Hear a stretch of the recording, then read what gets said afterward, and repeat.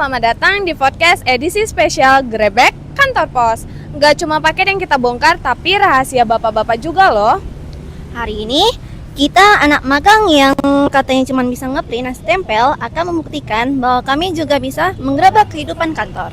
Kami berenam udah siap sama misi masing-masing untuk menyusup ke area para bapak-bapak yang katanya paling sibuk dan paling banyak gaya itu loh. Jija dan Ade bakal langsung mendatangi Pak Saipul, SPF bagian Wasum. Katanya beliau tuh kaku di luar tapi lembut di dalam loh, kayak amplop. Aku dan Risa bakal ke gudang mau cari Pak Bayu. Katanya sih orangnya suka ngilang pas dia kerja berat. Kita grebek langsung, bener nggak tuh? Siapin mental Pak Bayu, karena gudang bukan lagi tempat aman buat ngumpet. Dan aku Bang Nopi bakal ke bagian jasa keuangan buat gerebek Pak Halim. Pak Halim ini katanya serius banget, tapi senyumnya kayak abis cairin dana nasabah. Yuk ikuti misi kami. 3, 2, 1, gerebek dimulai! Katanya Pak Saipul lagi serius kerja. Tapi kita mau tanya-tanya serius kerja atau pura-pura kerja ya. Yuk ikutin.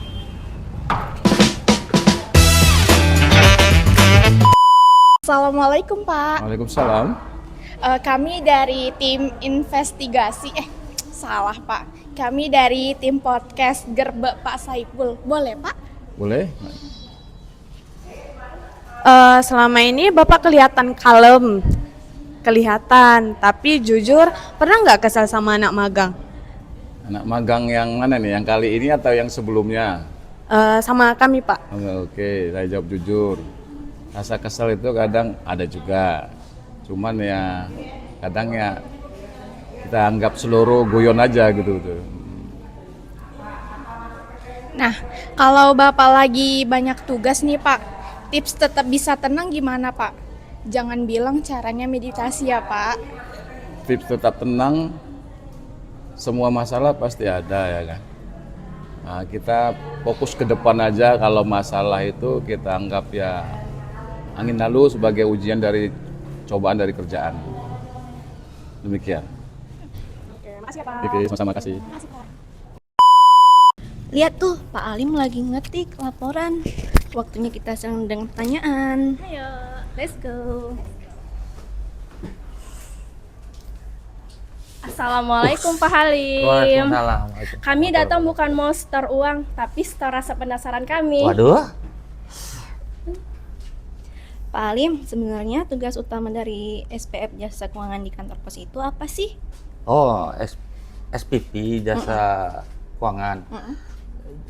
Supervisor Jasa Keuangan itu tugasnya basically tugasnya meningkatkan transaksi layanan keuangan. Kan gini, pos itu kan ada dua lini bisnis. Yang pertama jasa kurir, yang kedua jasa keuangan kan. Nah, jasa keuangan itu terbagi lagi menjadi beberapa segmen.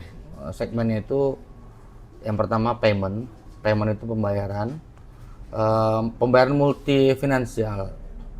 Baru ada, nah daripada payment ini ada contohnya kayak bayar angsuran, bayar listrik, bayar PDAM, bayar cicilan sepeda motor atau mobil, baru bayar tagihan internet, tagihan telepon, ataupun pasca bayar.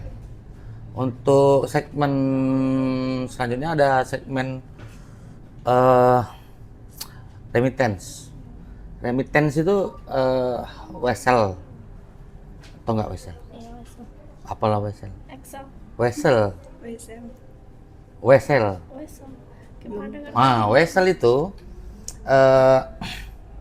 layanan pos yang digunakan untuk berkirim uang dari seseorang ke satu tujuan, ke seseorang juga di tujuan, tapi tanpa ada nomor rekening.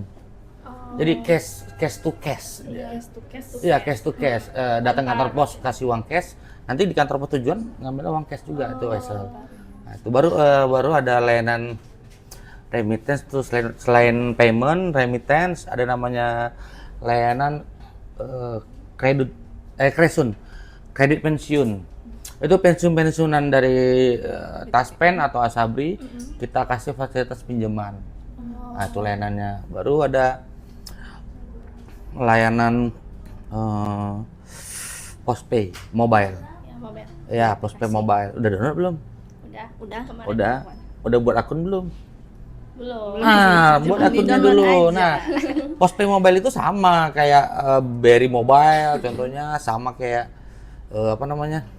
Dana, OVO, link aja, itu sama. Bahkan lebih dulu. Download ya. Di situ ada aplikasinya banyak. Maksudnya fitur-fitur untuk apa namanya? Aplikasi payment banyak. Selanjutnya ada penyaluran dana. Nih yang sekarang lagi di apa namanya? Kita lakukan penyaluran dana pemerintah. Nah, terus kalau ditanya, itulah secara resmi, secara formal itulah dia layanannya. Nah, tugasnya SPP Jasa Keuangan adalah memastikan semua layanan yang saya sebut tadi itu berjalan sesuai dengan tupoksinya. Jadi memastikan bahwasannya orang dapat berkirim uang, orang dapat apa namanya melakukan pembayaran. Nah, itu kita pastikan orang apa namanya pelanggan atau nasabah bisa menikmati layanan pos. Pemasaran terhadap layanan pos, karena kan ada konsepnya, kalau ada pernah bilang apa namanya istilahnya belajar sampai mati, apa istilahnya itu? Ya belajar apa, never stop learning. Nah, jadi ada juga di perusahaan itu ada never stop marketing. Jadi marketing itu kita terus lakukan pemasaran. Nah, itu salah satu job desk-nya saya. Nah, termasuk ini memastikan pembayaran bantuan ini sesuai tepat sasaran. Nah, seperti itu. Ada lagi? Oke, Pak, pernah nggak nemu transaksi yang lucu atau aneh gitu? Contohnya? Siapa? Kayak misalnya pengambilan BSU itu kayak ngambilnya transaksinya gitu lucu gitu atau aneh gitu. Oh, lucu. Lucu atau aneh ya? Iya. Lucu atau aneh. Kalau lucu sih aneh sih ada, tapi kok lucu sih sering. Lucu sering, terutama karena saya sering yang ngelawanin. Iya. Bukan mereka malahan.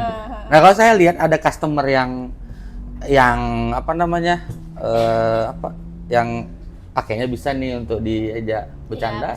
Ya, saya ajak bercanda seperti itu. Seringnya saya yang ngajak bercanda gitu. Nah, kalau yang aneh ada. Anehnya seperti contoh, kami pernah melakukan pembayaran bantuan apa namanya? BSU inilah. Nah, harusnya yang dapat itu apa namanya? Bapaknya yang kerja. Harusnya nih. Ternyata yang keluar nama anaknya. Kan lucu kan? kok bisa anaknya, tapi ya udahlah tetap kita bayarkan. Karena memang namanya dia yang keluar seperti itu. Kasih ya, Pak. Oke, sama-sama. Oh, ya. Waalaikumsalam. Oke guys, ini dia bagian paling seru. Kita mau gerbek orang gudang yang katanya paling sibuk. Katanya sih Bang Diko tuh nggak bisa diam, udah kayak ninja logistik di kantor pos. Yuk langsung aja. Gerbek Bang Diko. Wih, apa nih? Bang, jujur nih ya, semua barang diatur Bang Diko semua. Kalau barang diatur Bang Diko enggak semuanya sih, tapi sepenuhnya kayak abang yang ngantar. Yang ngantar cuma abang lah.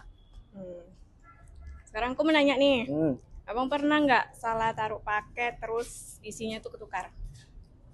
Isinya ketukar enggak, cuman alamatnya yang ketukar gitu. Isi nggak ketukar lah, karena kan kita punya resi juga kan, yang bisa kita lacak gitu. Kalau paket berat banget gitu, abang angkat sendiri. Beratnya nih yang kayak mana nih? Beratnya kan banyak nih, macam-macam nih. Ya kalau misalnya kayak di atas 10 kilo gitu, kayak sampai 20. Bisa lah 2 orang. Nggak bisa sendiri maksudnya. Abang kerja di bagian puri itu yang paling capek di bagian mana? Itu bagian mana ya, pernyotiran lah, soalnya kan kita harus benar-benar nyortir yang benar itu ke alamat KPC-nya, soalnya kalau udah sampai sana masa mungkin salah alamat kita balik lagi kemari kan, itu harus fokus tuh, capek lah kan. Oke deh Bang, makasih ya udah kita gerbek. Terakhir nih buat Pesen buat anak magang dong. Pesen apa lagi tadi? Ulang. Nggak kerasa ya kita udah ngobrol-ngobrol seru bareng Pak Saipul, mulai dari cerita lucu di meja CS sampai didapat bocoran tips bertahan hidup di dunia kerja. Iya, terima kasih banyak Pak Saipul udah mau jadi narasumber kita hari ini. Sabar banget jawab pertanyaan kita yang kadang agak nyeleneh juga ya kawan-kawan.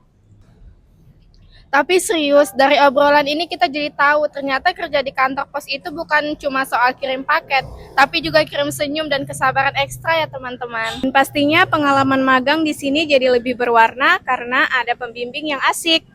Bener banget, makasih juga buat semua staf kantor pos Binjai yang sudah menerima kami dengan hangat, serasa keluarga kedua walaupun suka kita ributan ruang CS ya.